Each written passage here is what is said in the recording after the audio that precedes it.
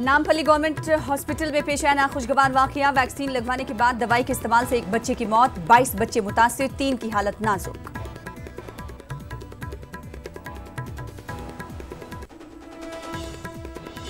मुतासरा बच्ची नीलोफर अस्पताल में जेर इलाज। जीएचएमसी जोनल कमिश्नर ने जांच कराने की कराई यकीन दहाने को सुरवारों को सख्त सजा देने की जाफर हुसैन मिराज ने की मांग।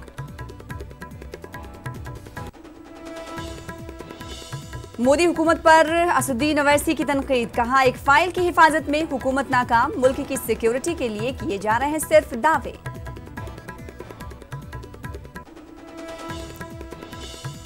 तेलंगाना हुकूमत की फलाही स्कीमात मुल्क के लिए रोल मॉडल। रैतु बंधु स्कीम की आंध्र प्रदेश और मरकजी हुकूमत ने की नकल।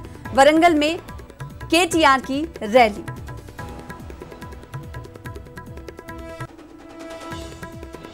मिर्चल के मलकाजगिरी में सड़क हादसा, एक की मौत, दिगर 2 शदीद तौर पर जख्मी। 4 ट्रक आपस में टकराए।